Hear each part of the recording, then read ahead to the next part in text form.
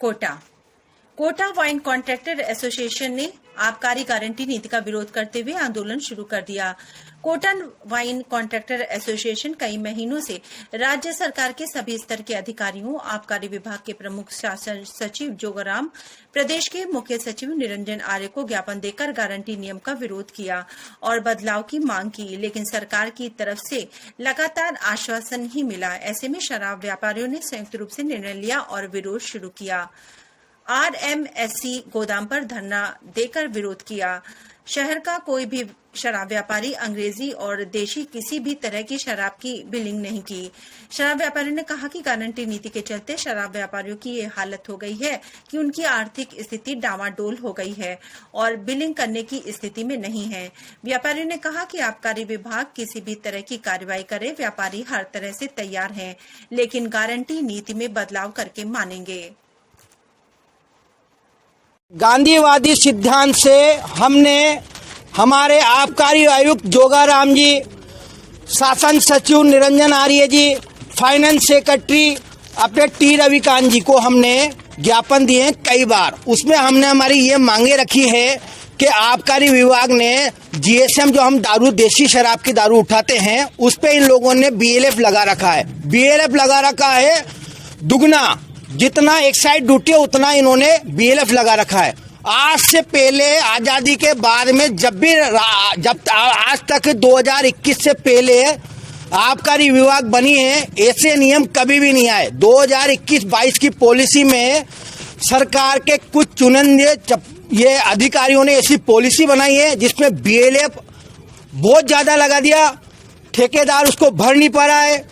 शराब की इतनी ज्यादा क्वांटिटी कर दी कि हम उस दारू को ये स्थिति आ गई कि नाली में भी बहाएं तो नाली के चंबल नदी भी भर जाए, इतनी गारंटी कर दी हमारी। एक आदमी की एक दुकान पर एक दिन में 10 पेटी बनती है, बिकती है, तो उसको 50 पेटी गारंटी कर दी। अंग्रेजी शराब की अगर 10 पेटी अगर एक दुकान पर डेली की बिकती है तो उसको 50 पेटी की गारंटी कर दी। ये कहाँ का नियम है? ये कहाँ तक अत्याचार सहेंगे हम? कहाँ तक सहेंगे अत्याचार? आज स्थिति यह आ गई कि हमारे बच्चों की स्कूल की फीसें नहीं जा रही, हमारे मकान के किराए नहीं जा रहे, हमारी गाड़ियों की किस्तें नहीं जा रही, पर सरकार हमारी बात सुनने के लिए तैयार नहीं है। हमने हमारी जो यहाँ की जो मैडम है सुनीता डांगा जी, हमारी आबकारी आयुक्त जो कोटा संभाग की जो मैडम है, उसको भी हमने कई बार ज्ञापन दे दिया, पर वो हमें मैडम से सिंपैथी है क्योंकि उन्होंने कई बार ऊपर अधिकारियों से बात करी, जोगाराम जी से बात करी है, पर जोगाराम जी कहते हैं मेरे हाथ में नहीं है। हमने जोगाराम जी से बात करी जाके, जोगाराम जी भी ये कहते हैं मेरे हाथ में नहीं है। शासन सचिव निरंजन आर्य जी से बात करी, वो मुस्कुरा के कहते हैं कि मेरे हाथ में नहीं है। अशोक गहलोत साहब से हमने 10 बार समय ले लिया, पर वो हमें टाइम देने के लिए उनके पास समय नहीं है। तो हम किसके पास जाएं?